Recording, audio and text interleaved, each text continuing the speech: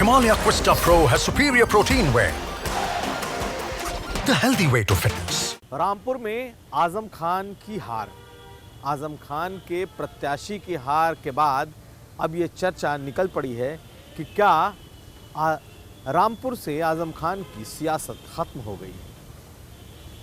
इस बात की इन दिनों खूब चर्चा हो रही है। जिस तरीके से आजम खान के गढ़ में ही 34,000 वोट से आकाश सक्सेना ने, जो कि बीजेपी के उम्मीदवार हैं, उन्होंने आजम खान के उम्मीदवार आसिम राजा को हराया है। इसके बाद से सियासी गलियारों में इस बात की खूब चर्चा है कि अब रामपुर से आजम का अध्याय खत्म हो गया है, आजम युग समाप्त हो गया है।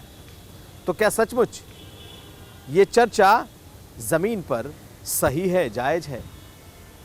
राजनीति से किसी के भी युग की समाप्ति की घोषणा नहीं की जा सकती। ना ही ये माना जा सकता है कि आजम खान के युग का अंत रामपुर में हो गया है। सियासत में देखें तो राख से दोबारा उठते हुए सियासतदान देखे गए हैं। तो रामपुर में जिस तरीके से 3 दशकों तक आजम खान ने लगभग एक छत्र सियासत की है, वो तिलस्म अब टूट गया है। बीजेपी से आकाश सक्सेना ने उस तिलस्म को तोड़ दिया है। और ये एक हार नहीं है, आजम खान लगातार दूसरी बार हारे हैं।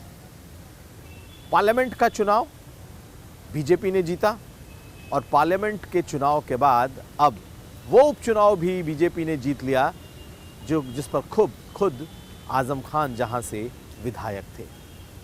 ऐसी स्थिति में अब रामपुर आजम खान का वो गढ़ नहीं रहा जो आजम खान के लिए बाएं हाथ का खेल हुआ करता था, जहां की सियासत आजम खान के इशारे पर चलती थी और जीत और हार आजम खान तय करते थे। इस बार के चुनाव में ढेरों संकेत हैं। जिस तरीके से 34,000 वोटों से बीजेपी ने, आकाश सक्सेना ने इस चुनाव को जीता है, रामपुर के इस चुनाव को जीता है, ये अपने आप में बहुत कुछ कहता है।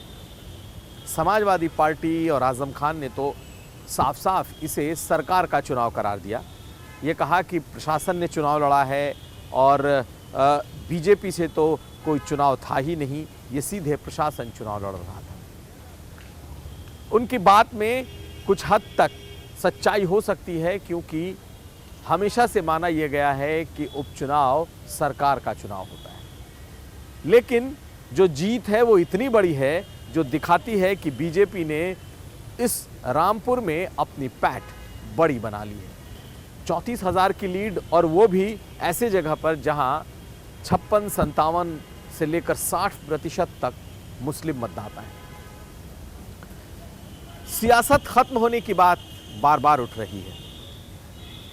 जिस तरीके से बीजेपी ने इतना बड़ा मैंडेट लिया है, वो इस ओर ज़रूर इशारा करता है कि बीजेपी इस रामपुर को निश्चित तौर पर अपना गढ़ बनाने की तैयारी में है। ज़्यादातर जो समाजवादी पार्टी के समर्थक हैं, उनका सीधा मानना है कि यहाँ पर तो सरकारी मशीनरी ने चुनाव लड़ा है और इसलिए ये जो मैंडेट है और ये जो मार्जिन है, ये कुछ भी हो सकता है।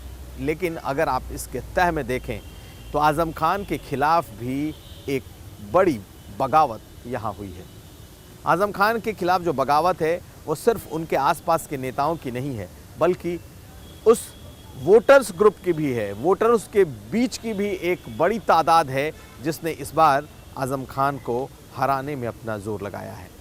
और ये जो वोटर्स हैं, इसमें मुस्लिम आबादी भी बड़ी है, क्योंकि जब वोटिंग के बाद मुस्लिम इलाकों से जब वोटिंग शुरू हुई और शुरू के तकरीबन 1.5 दर्जन राउंड तक, यानी 18-19 राउंड तक आजम खान के प्रत्याशी को बढ़त दिखाई दे रही थी, तो ये वो इलाके थे जहां से आजम खान काफ़ी ज़्यादा लीड लेकर आते थे। लेकिन इसी गढ़ से बीजेपी को भी वोट निकलते दिखाई दिए, यानी कि मुसलमानों के बीच में भी रामपुर में बीजेपी की पैठ दिखाई दी।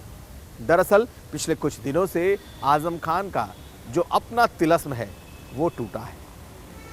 एक ऐसा तिलस्म, एक ऐसा आभा मंडल जो पिछले 3 दशकों से आजम खान के साथ रहा है और बड़े बड़े जो उत्तर प्रदेश के सियासतदान हैं उस आभा मंडल में से प्रभावित रहे हैं। लेकिन इस बार ये तिलस्म टूट गया। बीजेपी ने अपने वोट बैंक को इंटैक्ट रखा और जो आजम खान का विरोधी वोट है उसमें उन्होंने बड़ी सेंध लगाई, खास करके मुस्लिम बिरादरी में। और रही सही कसर आजम खान के कुछ फैसलों ने पूरी कर दी। मसलन तुर्क बिरादरी को नाराज़ करना, मसलन अपने सबसे करीबियों को नज़रअंदाज कर लगातार आसिम राजा पर दांव लगाना। इसके बाद तो ऐसा लगा मानो जैसे आजम खान के आसपास एक भूचाल आ गया और जितने उनके करीबी थे, फसाहत अली सानू, मुन्ना मशकूर, नईम खान, इस तरह के कितने लोग जो थे वो पार्टी छोड़कर बीजेपी के साथ हो लिए। लोगों ने खूब मेहनत की और इस बार बीजेपी को बम्पर जीत दिलाई है। रामपुर सदर से आकाश सक्सेना की 34,000 की लीड ये इशारा करती है कि आजम खान का किला वहां ध्वस्त हो गया। लेकिन आजम खान की सियासत खत्म हो गई, इसकी भविष्यवाणी नहीं की जा सकती। और ये सब कुछ इस बात पर निर्भर करता है कि उनके खिलाफ जो मामले चल रहे हैं, जिसमें उन्हें फिलहाल एक कन्विक्शन हुआ है और 2-3 ऐसे मामले हैं जिसमें गंभीर धाराओं में केस दर्ज हैं और जो बिल्कुल अब कन्विक्शन की दहलीज पर खड़े हैं। ऐसी स्थिति में अगर आजम खान को कोर्ट से और कन्विक्शन होते हैं तो उनके करियर को ख़त्म माना जा सकता है।